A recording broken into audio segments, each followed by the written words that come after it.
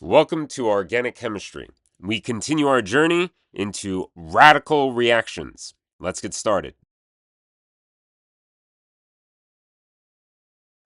We begin with a deeper dive into the Hammond Postulate, a way to connect structure with energy.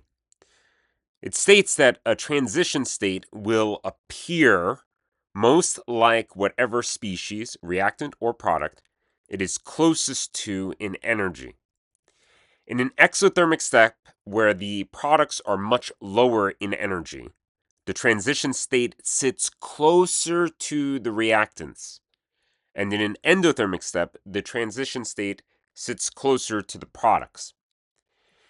In an exothermic step, the electron is being pulled downhill toward a deep energy well. Because that downhill slope dominates, the transition state doesn't feel the subtle differences between one pathway or another. So exothermic steps are generally unselective. But in an endothermic step, everything is going uphill, and the system is much more sensitive to any local stabilizing interactions. A little extra stability can significantly lower the barrier. So endothermic steps tend to be highly selective because the transition state resembles the product where that stabilizing effect shows up.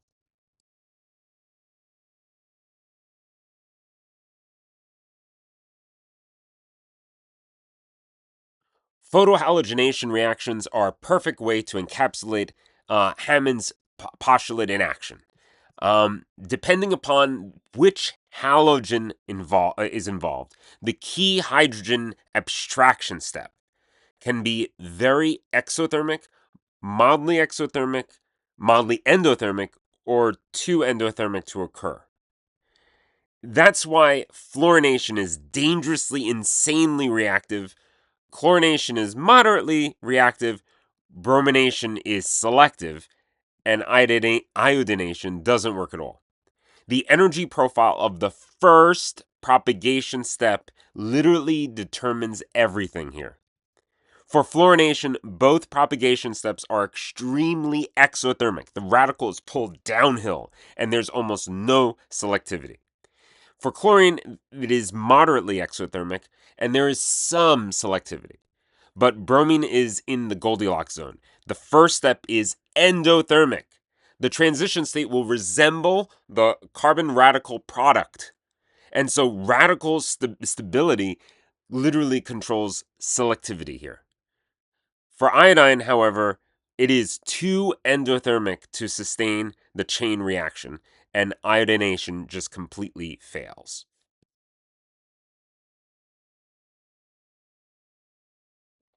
Let's look at this from the viewpoint of an energy profile diagram. It is important to note, and I think that this is perhaps easy to misunderstand, that a transition state is not a broken bond state. It is the moment of maximum electronic repulsion, the potential energy, highest potential energy state required to attain that broken bond geometry. So it is for that reason, if we're looking at the fluorine diagram, the transition state is early, and notice it's mostly carbon bonded to hydrogen with a little bit of the H bonded to X, the fluorine. So it looks like the reactants in its geometry. That's the point. To get to that transition state in the geometry, it mostly still looks like the reactants. For chlorine, it's also still early, but slightly shifted. Here, when you look at bromine with its late transition state, it is mostly that HBr bond that's formed in that geometry, and the CH bond is mostly broken. And so it is closer to the product. And because it's closer to the product in that late, not in time, but in geometry, it will have more product than reactant character. It is literally feeling that product state more. And so it is for that reason that bromine is much more selective. Of course, iodine would be selective, but it's way too endothermic, and so it is way too slow to occur, and we would have to really just keep feeding the reaction with energy. There is no chain reaction, so it would just end up stopping. So now let's put it all together. In photobromination, light splits Br2 to form Br radicals.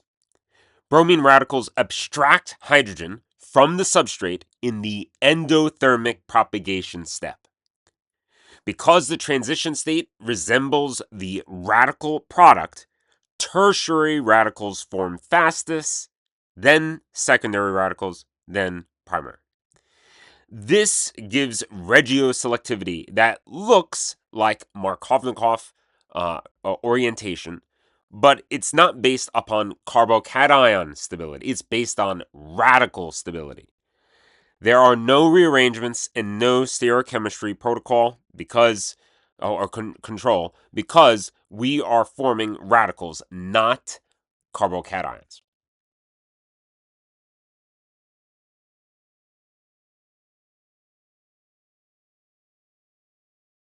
Before we take a look at our next radical reaction, it's important to clarify certain important terms. When we're talking about a pi bonds are definitely higher in energy than sigma bonds. But if we compare the carbon single bonded to hydrogen on this structure, we would see that we have three very different bond energies. The vinylic sp2 hybridized carbon to form a single bond to hydrogen is substantially stronger than the other carbon single bonded to hydrogen bonds. The vinylic, this is a term in Latin from vinum, wine. Think aged, think stable. The contrast bond, the bond that's contrasting to this, is the allylic C single bonded to hydrogen, what is represented in orange. Here, think spicy, as in reactive, because these bonds are actually weakened, more weakened than just a typical carbon single bonded to hydrogen with a carbon that's sp3 hybridized. You can see that the allylic sp3 hybridized carbon to single bonded hydrogen is the weakest single bonded energy here. It's not as weak as the pi bond, but it's still the weakest of the carbon to hydrogen bonds. And that's important for us here because that the product, if we were to abstract a hydrogen from the allylic carbon, we would have the possibility for resonance stability. And that makes that bond energy, since it's kinetically stabilized by resonance stability, it makes that bond energy substantially lower than what we would expect. With that in mind, we might be tempted to do photobromination on alkenes. However, this should seem strangely familiar. If we try to photobrominate an alkene, then two reactions are possible. One, a radical abstraction of the allylic hydrogen, which we had just discussed, but also the electrophilic addition of Br2 across that pi bond. Both require Br2, but they pull in opposite mechanistic directions. So that's why if we were to do plain photobromination, it would give us mixtures on an alkene. And too much Br2, we would have addition, too little Br2, uncontrolled abstraction. It's problematic. And we absolutely need a way to produce just enough of Br to abstract the hydrogen while simultaneously stripping away the HBr that we will produce.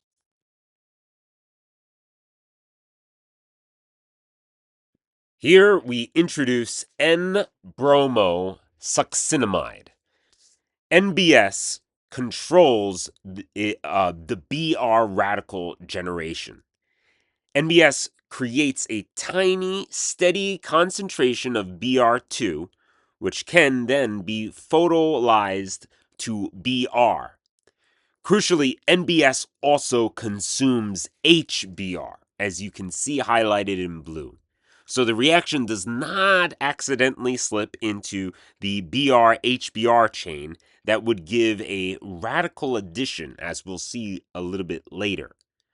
Because HBr is destroyed instantly, the only viable radical reaction is allylic hydrogen abstraction, forming a resonance-stabilized radical. That radical is then brominated by Br2. The mechanism becomes regiospecific for the allylic carbon, and products follow resonance contributors. There are no rearrangements and no stereoselectivity.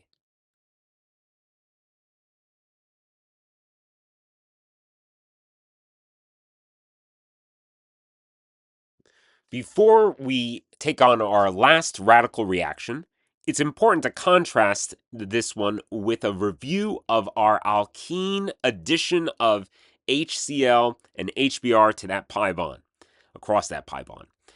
Remember that this was a Markovnikov regioselective reaction in which we generated a carbocation intermediate, and it was attacked by the bromide ion in the second step.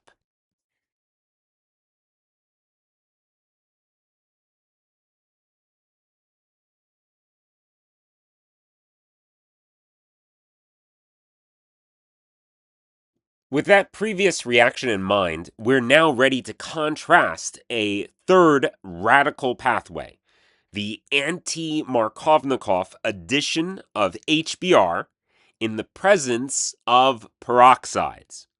This reaction uses a totally different radical chain, a bromine radical HBr chain, not a Br2 chain. See, peroxides form RO radicals, and doesn't matter which one we can use here. RO will abstract H hydrogen from HBr, and that HBr becomes the fuel for the propagation loop as well. Unlike NBS, here we need HBr. It is not consumed or suppressed. Bromine adds to the alkene, forming the more substituted radical, and the radical abstracts hydrogen from HBr. The result is totally anti-Markovnikov, still driven by radical stability. And it's again deeply grounded in the same Hammond logic we've been building. Till next time, Crip.